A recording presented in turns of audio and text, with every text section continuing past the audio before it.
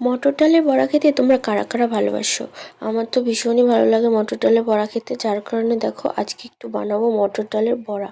তো তার জন্য আমি গত রাত্রে মটর ডালটা ভিজিয়ে রেখেছিলাম, বা তোমরা চাইলে 2-3 ঘন্টা আগে ভিজিয়ে রাখলে হয়, কিন্তু আগের দিন রাত্রেবেলা ভিজিয়ে রাখলে ডালটা খুব ভালো হয়, বড়াটা খেতে খুব ভালো লাগে।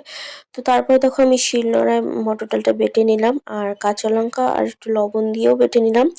দিয়ে ওর মধ্যে দিয়ে দিলাম পেঁয়াজ কুচি, দিয়ে দেবো হলুদ, আর দিয়ে দেবো লবণ আর একটু লঙ্কার গুঁড়ো। ঝাল খেতে আমি খুবই ভালোবাসি, যার কারণে একটু লঙ্কার গুঁড়ো দিলাম, তোমরা চাইলে স্কিপও করতে পারো। দিয়ে তারপরে দেখো আমি একটা উনুনে কড়াই বসিয়ে দিয়েছি, কড়াইটা গরম হয়ে গেলে তাতে তেল দিয়ে আমি বড়াগুলো ভেজে নিচ্ছি।